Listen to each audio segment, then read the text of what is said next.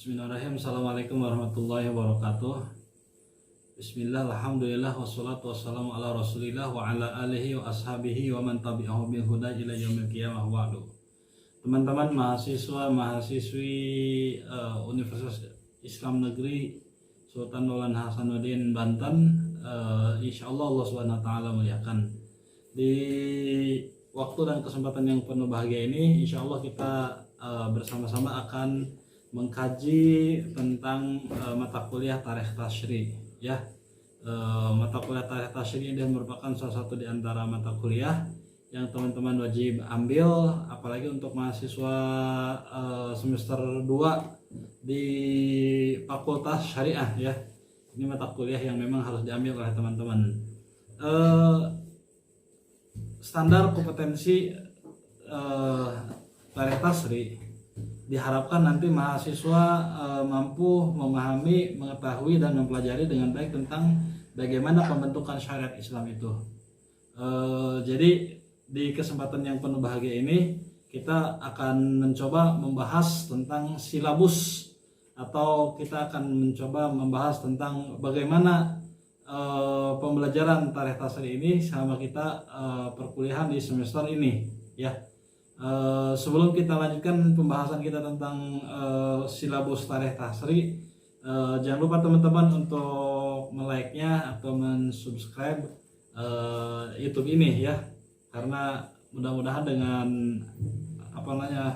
komen, mensubscribe dan like teman-teman dari YouTube ini memberikan sebuah penghargaan buat saya nanti gitu.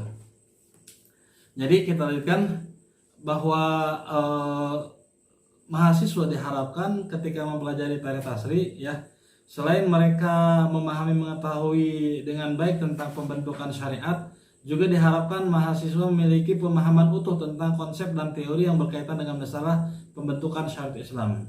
Oleh karenanya, ada beberapa indikator yang perlu kita ketahui bahwa setelah mahasiswa mempelajari mata kuliah Tarikh Tasyri, pertama adalah mahasiswa adanya peningkatan kualitas secara utuh tentang perbedaan dan pembentukan syariat Islam. Yang kedua, memiliki pemahaman utuh tentang dasar-dasar pembentukan syariat Islam, ya. Karena ini merupakan mata kuliah yang wajib diampu oleh mahasiswa di Fakultas Syariah, maka tanpa terkecuali, ya, prodi HES, prodi HTN, apalagi prodi HKI Hukum Keluarga Islam, itu wajib mempelajari tentang mata kuliah Tarikh Tasyri ini. Tujuannya adalah kenapa kita harus mempelajari mata kuliah Tarikh Tasyri, karena sebagaimana kita ketahui bahwa syariat Islam itu terus berkembang, syariat Islam itu terus hadir, dan syariat Islam itu selalu memberikan jawaban-jawaban yang berkaitan dengan masalah kebutuhan umat manusia, wabil khusus kebutuhan umat muslim, yang dimana yang mungkin ketika pada masa Rasulullah syariat Islam yang telah diajarkan oleh beliau, yang telah didakwahkan oleh beliau, yang kemudian dijadikan sebagai sandaran dalam kajian-kajian khazanah keilmuan yang mahasiswa-mahasiswi mempelajari di dalamnya, bil khusus di Fakultas Syariah, maka syariat Islam itu akan memberikan jawaban-jawaban kepada kebutuhan masyarakat ke depannya, gitu. Oleh karena kita wajib mengetahui tentang bagaimana sejarah pembentukan syariat Islam ini. Kita lihat, ya, beberapa materi pokok yang teman-teman wajib ketahui, dan ini akan kita diskusikan untuk mahasiswa-mahasiswa yang mengampu mata kuliah ini. Ingat, catat baik-baik materi pokok perkuliahan kita selama kita mempelajari mata kuliah Tarikh Tasyri. Pertama adalah pembahasan tentang syariat, hukum Islam, dan fikih. Ada perbedaan antara syariat, ada perbedaan makna antara hukum Islam, dan ada perbedaan antara fikih, ya. Itu pembahasan pokok yang pertama. Pembahasan pokok yang kedua, hubungan Tarikh Tasyri, hukum Islam, dan fikih Islam. Kalau tadi berbicara kepada definisi dan sebagainya, kalau yang sekarang, apakah terdapat hubungan antara Tarikh Tasyri, hukum Islam, dan fikih Islam? Itu teman-teman nanti akan mempelajari bersama-sama. Kemudian yang ketiga, pembahasan adalah tentang sejarah pembentukan syariat Islam. Jadi ini secara global, secara umum, tentang sejarah pembentukan syariat Islam. Bisa jadi mungkin pembahasan ini akan kita pelajari dari awal pembentukan syariat Islam yang dicontohkan oleh zaman Nabi Ibrahim alaihissalam, bagaimana syariat itu telah dibentuk, ya. Yang kemudian bahkan kalau kita mengetahui kepada sejarah pembentukan syariat, bahwa syariat di dalam Islam itu sebetulnya telah diajarkan sejak zaman Nabi sebelum Muhammad SAW. Bahkan sejak zaman Nabi Nuh alaihissalam, syariat Islam itu tetap sama gitu. Apa kesamaannya? Ketika berbicara kepada tauhid, mengesahkan Allah Subhanahu wa taala. Di dalamnya juga diajarkan tentang tata cara beribadah, yang perbedaan di dalamnya hanya kepada tata cara pelaksanaan ibadahnya.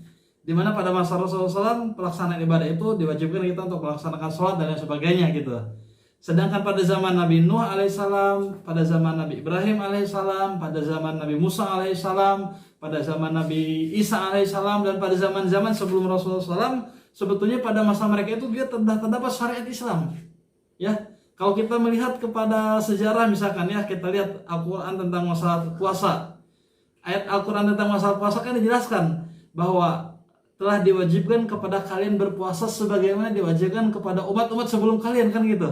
Kutiba alaikumusiyam kama kutiba alal ladzina min qablikum.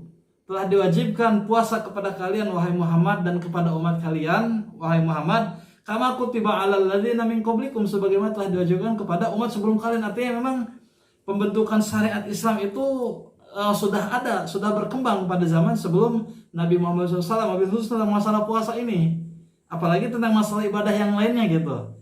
Oleh karena itu di pembahasan yang ketiga ini tentang sejarah pembentukan syariat Islam, yang akan kita bahas adalah bagaimana pembentukan syariat Islam sebelum Rasulullah SAW.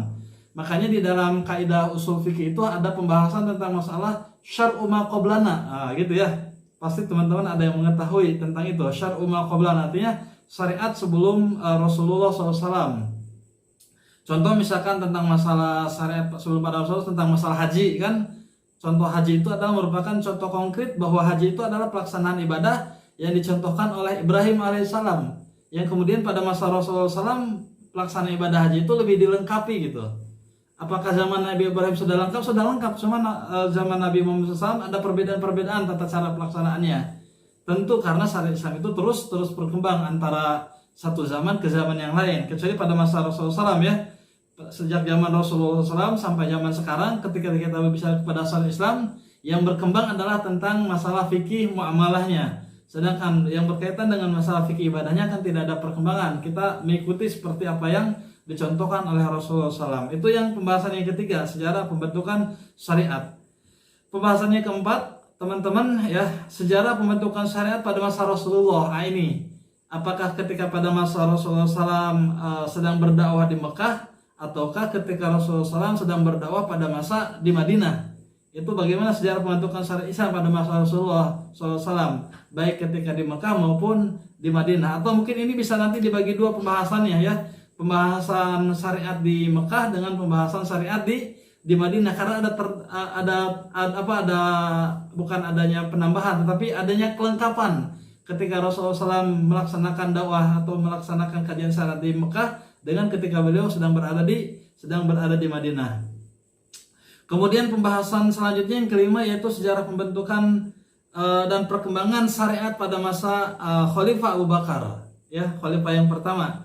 Kalau pada masa Rasulullah pembentukan syariat, kalau pada masa Abu Bakar pembentukan dan perkembangan syariat pada masa Khalifah Abu Bakar. Apakah ada perbedaan ataukah tidak ada perbedaan syariat perkembangannya pada masa Abu Bakar? Kemudian juga pembahasan selanjutnya sejarah pembentukan dan perkembangan syariat pada masa Umar bin Khattab sebagai khalifah yang kedua setelah Abu Bakar. Kemudian sejarah pembentukan syariat pada masa Utsman bin Affan. Kemudian sejarah pembentukan dan perkembangan syariat pada masa Ali bin Abi Thalib. Kemudian sejarah perkembangan syariat Islam pada masa tabi'in. Kemudian sejarah perkembangan syariat pada masa Imam Mazhab ya. Imam Mazhab itu berarti imam yang empat ya. Pada masa Imam Abu Hanifah, pada masa Imam Maliki, pada masa Imam Syafi'i, dengan pada masa Imam Ahmad bin Hambal. Itu bagaimana pembentukan dan perkembangan syariat pada masa Imam Mazhab. Tentu ini sesuatu yang sangat menarik untuk kita kaji bersama ya, karena ternyata terdapat perbedaan pemahaman fikih di antara imam mazhab tersebut, maka terjadilah adanya mazhab-mazhab ya, khususnya imam mazhab yang 4 itu. Kemudian juga sejarah perkembangan syariat pada masa Imam Mujtahid. Imam Mujtahid itu berarti pada masa seperti Imam Al-Ghazali, bagaimana pembentukan dan perkembangan syariat pada masa mereka. Seperti juga pada masa Imam Ibnu Taimiyah, sebagaimana pada masa misalkan Imam Mujtahid yang lainnya ya, Imam Al-Mawardi dan sebagainya. Bagaimana perkembangan dan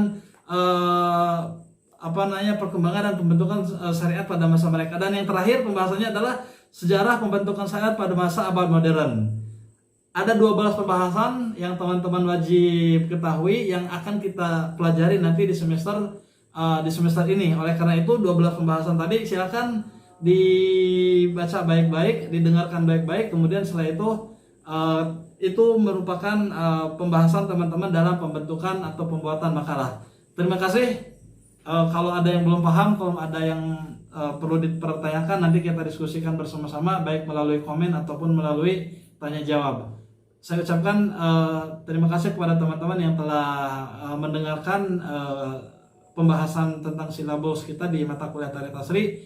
Mudah-mudahan ada manfaatnya. Jangan lupa untuk like dan subscribe dari YouTube ini. Aku qouli hadza, astagfirullah. Assalamualaikum warahmatullahi wabarakatuh.